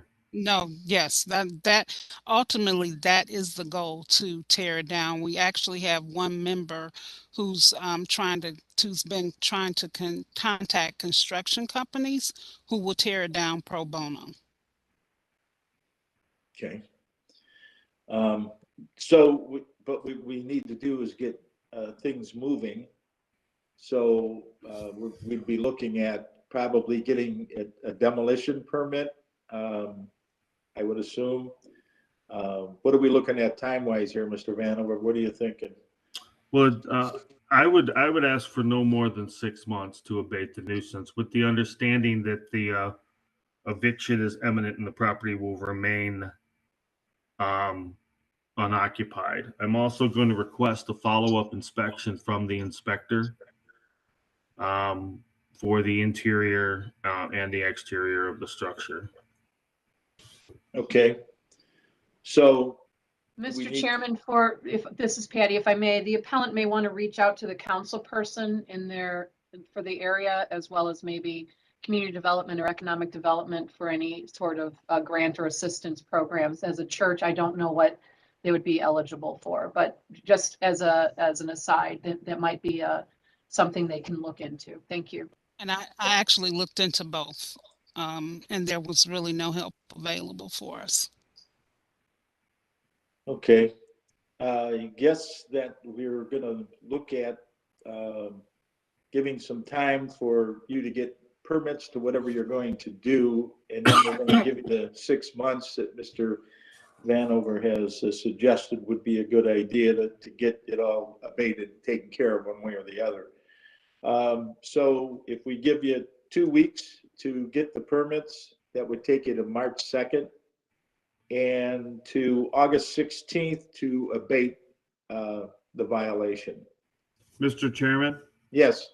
Given that the property is still occupied and there are languishing tenants, the 2 weeks to do the assessment, I don't even think is enough. We would not object to just 6 months to abate the nuisance. Okay. Understanding that the ultimate goal is to have the property demolished. This is a commercial structure, even though it's a residential structure, but it's on a commercial property. So a church parsonage is considered a commercial use. So the process, of course, for rehabbing is different, as well as so we would not object to just 6 months to abate the nuisance by demolition. Very good. Okay, so Mr. Chairman, they could go then to on an eviction, they could then go to housing court or to their lawyer, and they could, or whoever's handling it for them, and be able to say that this board granted X amount of time for that 6 months. Okay, very good. So motion is in order. Can I ask a question first? You sure can. Go ahead. If we're not able to get it demolished, I guess the next plan would be to just have it boarded up.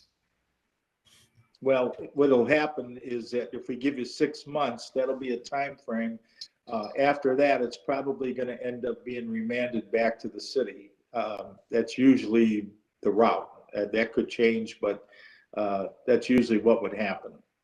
So, Mr. Chairman, boarding the structure and leaving it vacant is not considered abating the nuisances, and it's not considered abating the violations that have been cited. So once that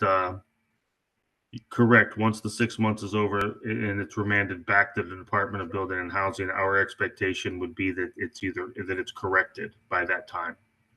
Boarding it up alone is not enough. Okay, so we can't board it up. It has to be demolished. So the expectation is that the property is secure from casual entry all along. Okay. And so your options would be to make the repairs required to abate the violations, to get rid of the violations, or to tear the property down, and therefore the violations nor the structure don't exist anymore. Those are the two options. Yeah. All right, I understand. Thank you. And you got 6 months to do that. So motion is in order to grant, let's see, to August 16th, 2022 to, I guess, abate the violation. So move. Okay, moved by Mr. Bradley. Second. Second. Okay, second by Mr. Dank. Mr. Maskey, Yes. Mr. Bradley, Yes. Mr. Dank, Yes. Mr. Gallagher. Yes. Thank you. Okay, you'll be notified in 2 weeks. Thank you. Okay, so we're moving on to 8821, 9708 Cardwell Avenue. This docket here, the appellant has been calling and emailing me, and they cannot seem to get into the link. So this will be rescheduled for March 16th, 2022. Okay. Okay, so we'll move on to docket A 9121. That's 9406 Yale Avenue. Application and fees are in order. Notice of violation is interior and exterior maintenance. Issued September 9th, 2021. Appeal statement received October 4th, 2021. Asking for an abatement date of January 31st, 2023. Present for the hearing, Tom Vanover, Building and Housing, Patricia Ashton Law. With the appellant for docket A 9121, please state your name for the record. Keith Hedden. Okay. Yeah. Okay, solemnly swear to tell the truth, the whole truth, so help you God? I do. Yes, I do. Okay, go ahead and let us know what your plans are. Yes, good morning, all. My name again is Keith Hedden, and I am the owner of 9406, 9408 Yale Avenue. The issue is basically an issue of time. I have all intentions of getting the work done. Unfortunately, I've had tenant situations. And let me also respectfully say that I am not a major developer, okay? I am not a major developer. I'm just a single guy who just happens to own a two-family home. And, you know, I certainly don't have unlimited resources, but I will do whatever I can as quickly as I can to get this done. And I respectfully am requesting not even a year, but 6 months. Okay, is this a rental property? Yes, it is.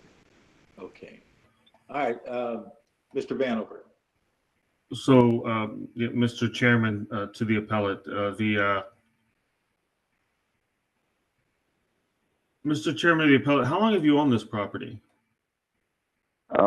Actually, it was in my elderly mom's name, and now I'm kind of taking over for it. Okay, Maybe so, like Mr. Chairman, to the appellant, 9 do you, months. 6 or 9 months? All right, do you live at this property? No. Okay. No, I do not.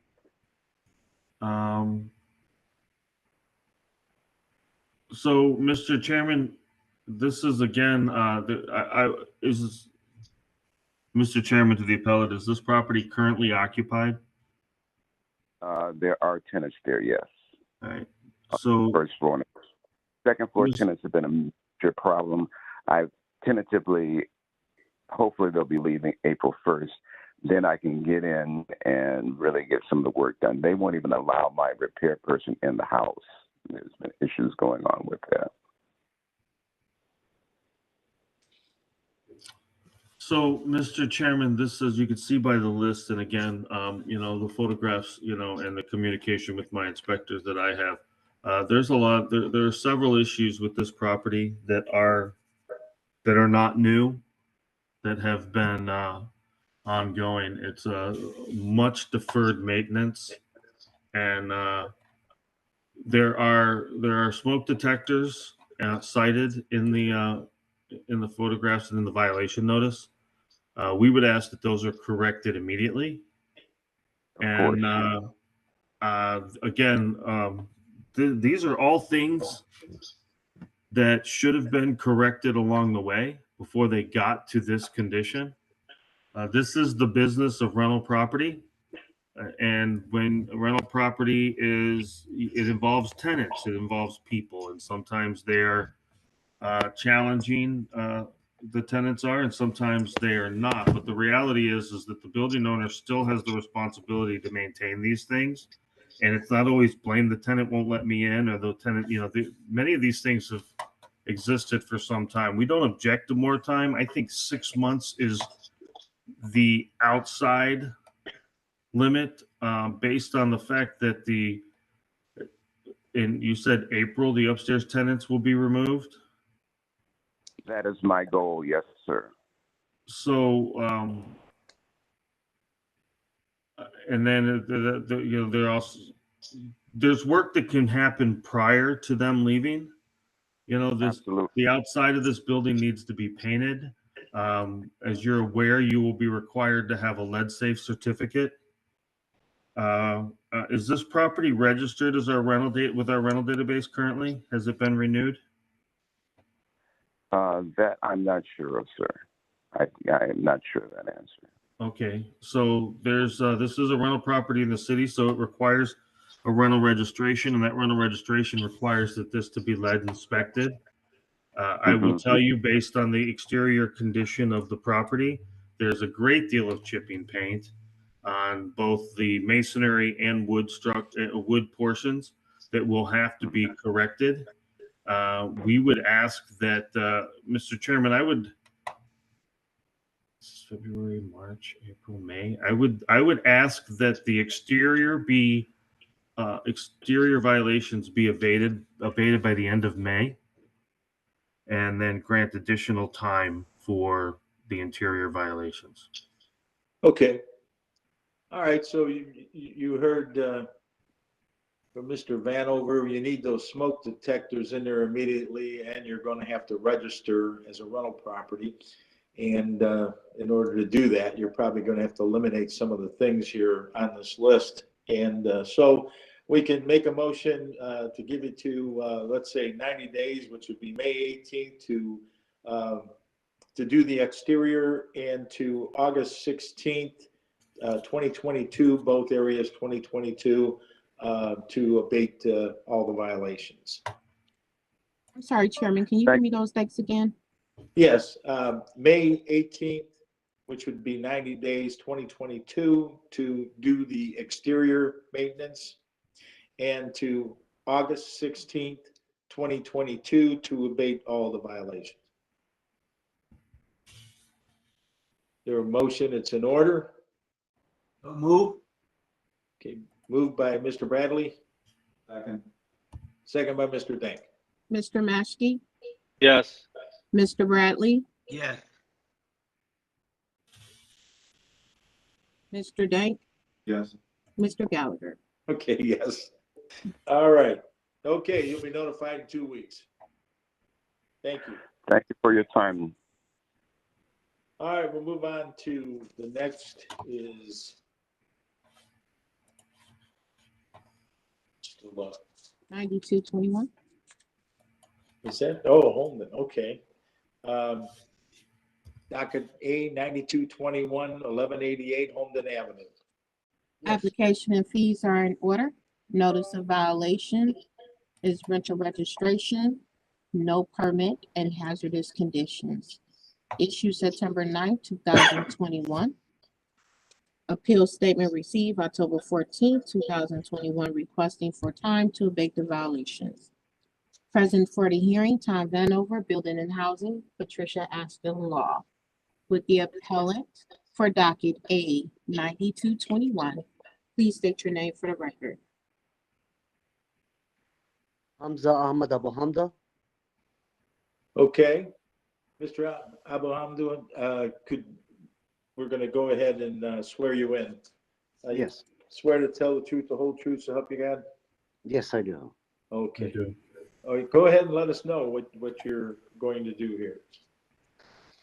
Actually, I did pull the permit on November 1st. I spoke to the inspector and she told me go ahead and pull the permit, which is I did. I have the electric permit and the plumbing permit. If you guys need the number of the permit, I'll be more than happy to give it. Mr. Vanover may have them. Okay. Yeah, I can verify those if they're in place. Go ahead, Mr. Vanover, if you have any questions about. So has this property since been registered?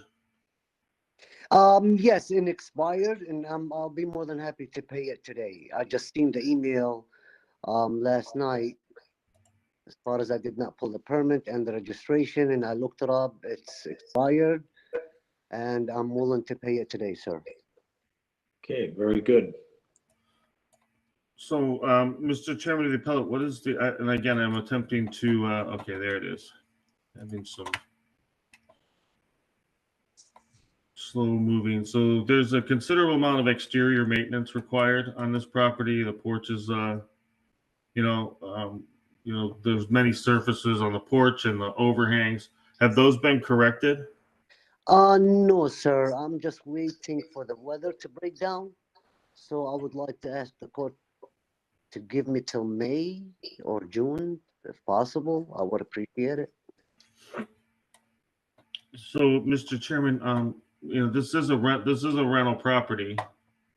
Again, I'll state for the board, this is an investment property that, with hazardous conditions as far as the porch and the porch columns. There's foundational issues that are present. This is and pretty rather substantial issues on this property. Is it currently occupied? Yes, sir. As far as the foundation, to be honest, it was a case going on with the FBI. They came to my house and they need a permission. They have from jail cell, someone says there's a dead body they were looking for. And the FBI came to my house and they took my permission to go dig on the foundation wall, which is they did came and they found nothing. And they're responsible to pay for the damage, which is they said they will do. And for the past 2 years, they haven't sent me any payments. So I hired a lawyer, which is he was working on the case. And since COVID came, it's been like a slow case for the FBI and my lawyer to go back and forth. Mr. Chairman, to the appellant, this is Patty. So besides that, which is what it is, he is still obligated under the city's code regardless of law enforcement actions. So he can proceed after the fact with whatever claim he has accordingly. It is still his responsibility as the owner, and he's admitted he's given consent to do that. So it is still his responsibility. So there is a building permit that is required for that, as listed in the violation notice that the hazardous condition occurred. And as well, Mr. Chairman, to the appellant, the no permit also talked about certifying the HVAC for a working furnace. Did you do that, sir? What do you mean permit for the furnace? Number one, in the no permit, in the comments list, obtain plumbing, obtain electrical, obtain a receipt from an HVAC professional certified furnace to be in working order. It is right in the order itself, the administrative order from the inspector. Did you have the HVAC taken care of or certified as proper? She never mentioned that to me. It's in the order, sir. I'm telling you, the no permit number one that I'm looking at. If you look to your violation notice itself, it is listed in it. So, Mr. Chairman, the no permit has not been corrected, and HVAC is important, and the properly working condition of a furnace, as everybody knows, is important. The appellant can go look to his, I'm reading it right from the violation notice itself. So that needs to be corrected, as well as the building. And I don't believe there's a building or an HVAC. Mr. Vanover can state to that, as I did not find it in the Celoton. So, no. Mr. Chairman, the no permit has not been completed. By the appellant's own testimony, he has not registered. And although it is quite a law enforcement story, the hazardous condition still has to be corrected. Thank you. Sure, he can get reimbursed for it later. Yeah, we understand that. Yeah. Mr. Vanover.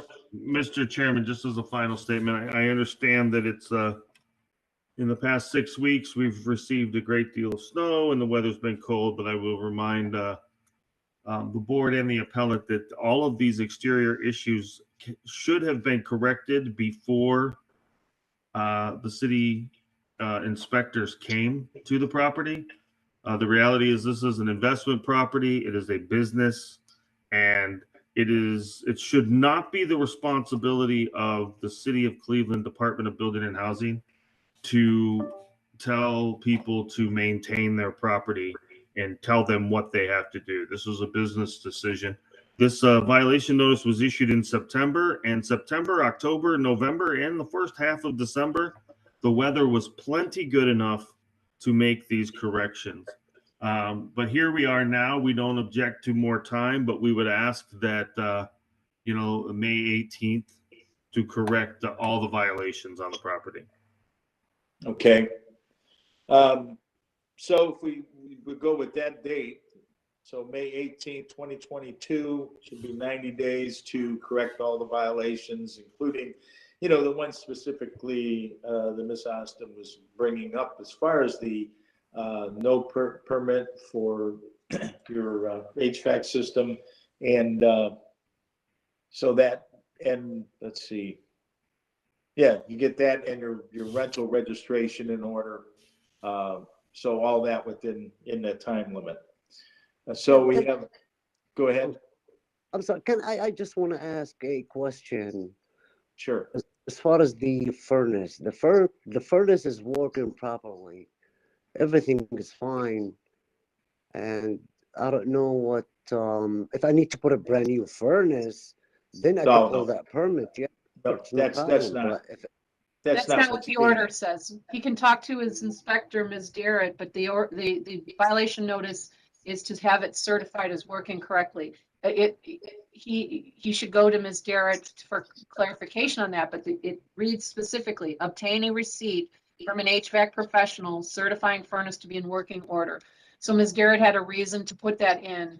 She's not even asking for a permit. She's asking for certification that it's correctly working. Oh, okay. You see, I speak to Ms. Darrett about 4 or 5 times. Even I spoke to her yesterday. Ms. Darrett, so she'll be able to clarify on that. There was a reason she put that in. She doesn't just put stuff in that she doesn't have a basis for. Yes. I understand. And if she would have told me to pull that permit, trust me, I was there anyway. I would have did anything she asked me to. It's just she told me to go pull the electric permit and the plumbing permit. If she would have told me something else, I would have did it with all respect. Okay. And she's just asking for a certificate from sure. one of the professionals. I'll do that, sir. Yes, okay. I will. All right. So you sounded like that wouldn't be a problem, that you could correct things in the 90 days when we talked earlier. So motion is in order to grant to May 18th, 2022 to abate all the violations. Can we do it on instead of May 18, June 18, a little bit? I would appreciate it. Because it's the beginning of the summer, and and I promise you, I will finish it by June 18. Well, we can do that. So we'll give you the June 18th to correct all the violations. Thank you, sir. 2022. Yes, sir. Okay. Motion is in order. So move. Okay. Motion by Mr. Bradley. Second. Second by Mr. Dank. Mr. Maschke? Yes. Mr. Bradley? Yes. Mr. Dink? Yes. Mr. Gallagher? Yes. Okay. So moving on to the next, which I think is A9521, 1483 East 173rd Street. This docket has been withdrawn. It's been withdrawn. Okay. Takes care of that. Wait. No, I'm looking at the wrong one. I'm sorry. Okay. We still want A9521 up there. So wait, go back. Okay, put it back up. Okay. This is 9521. Okay, so 9321 we said was withdrawn, right? Right. Okay, so we're 95. Okay. Okay, go ahead. Application and fees are in order. Notice of violation is interior and exterior maintenance, issued September 16, 2021. Appeal statement received October 1st, 2021, requesting for time to abate the violations.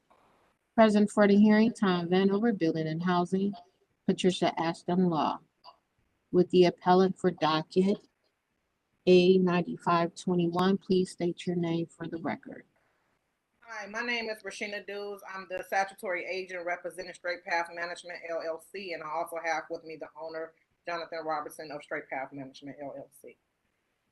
Okay, you promise to swear to tell the truth, the whole truth, so help you God? Yeah. Yes. Okay, all right, go ahead with your plans. Our plan is to actually correct the action. We also ordered a permit, but this is our first time ever having something like this. We did get a permit from the city, but we wasn't sure if they was to mail that to us. We paid for it, but we never received the permit to start doing the work. Okay, And the permit number here on the application is B210286967, and we did this back in October 7th of 21. okay, did you get that, Mr. Vanover? I did. Okay, Bear with me one moment. sure.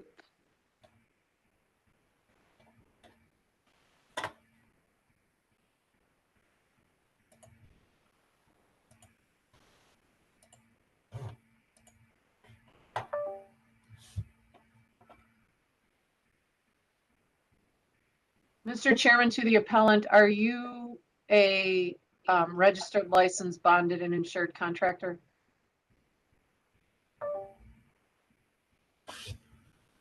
No. No? No, we're not a contractor. No. We're not a contractor. contractor. No. Okay, because I Mr. believe Mr. Vanover can give testimony on that requirement. Thank you. I don't know if that's the reason of the holdup. Thank you. So, Mr. Chairman, to the appellant, yes. So, as of 11/19/2021, that permit is in issuance pending status, which means that the design was approved. However, the permit has not been issued yet. There would have been a communication that went to the contact that said we need that required you to provide us with the total construction cost and your registered contractor. As a structure that is owned by a corporation, you cannot pull a homeowner's permit. A registered contractor with the city of Cleveland is required. Okay, so do we, so would this permit be voided or something, or do we need to actually go ahead and get a contractor that's ready with the city of Cleveland to do this? Yeah, at this point, we're just waiting for a communication from your contractor that gives us the total construction cost and lets us know that they're completing the project. Oh, okay. Can we get extension on that so we can get that completed? I have to make sure that he's registered with the city of Cleveland. I do have some estimates, but I just want to double check to see if they're a contractor registered with you guys. How much time? So the I want to, for the board, I want to make sure that we're clear that the plan approval that was issued in November is valid. That plan approval is valid until November of 2022. So as far as the permit itself, you have time to do that. However, we would ask the board to, in making a decision on the notice of violation, to grant a limited, less time than November of 2022. How much time do you think you need to get the contractor? We'll say about May or June sometime. I mean, I want to get the estimates. I want to make it right because, I thought I was doing everything correctly, but like getting registration, getting the lead-free stuff. But I just want to know about the porch, So, Mr. Chairman, with the understanding that the application for permit has been made, the design has been approved, and that the applicant has followed the other requirements for the city, we don't object to an abatement date of mid-June. Okay. Mr. Chairman, to Mr. Vanover, can you explain or walk through to the appellant how to find that communication that you discussed that would have come from the application? Yes. I get that question commonly. That's why if you could just clarify to them where to find that communication. Thank you. So, and I apologize, I'm having trouble from here gaining access to whoever the contact is on the record, but whoever made application and put their email address, that's where the communication from 11/19 would have been mailed. In the interim, you can email Connie Tatum at our office at ctatum, CTATUM at clevelandohio.gov, and give her the address and communicate directly with her. Can you repeat that email address one more time? C as in Charlie, T as in Thomas, A as in Apple, T as in Thomas, U, M as in Mary. C Tatum at clevelandohio.gov. Okay, thank you. And she'll provide you with the then you can communicate to her who your contractor is and what the construction cost is to finalize the issuance of the permit. Okay, that's fine. Okay, so we're going to make a motion for June 18th, 2022 to abate the violations. Motion so in order. So move. So moved by Mr. Bradley. Second. Second by Mr. Maschke. Mr. Maschke, Yes. Mr. Bradley, Yes. Mr. Dank, Yes. Mr. Gallagher. Yes. Okay, you'll be notified in 2 weeks. Thank you. You're welcome. Okay, we have, this one here has been rescheduled for March 16th. Is that correct? That is correct. Okay, so I think that wraps us up for that.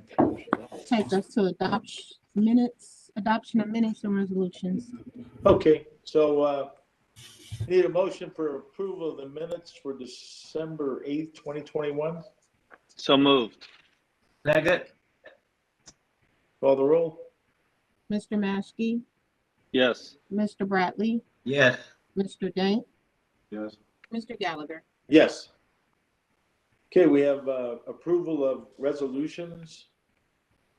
We got dockets A 5721, 6721, 7521, 7721, 7921, 8021, 8321, and 8421. Motion?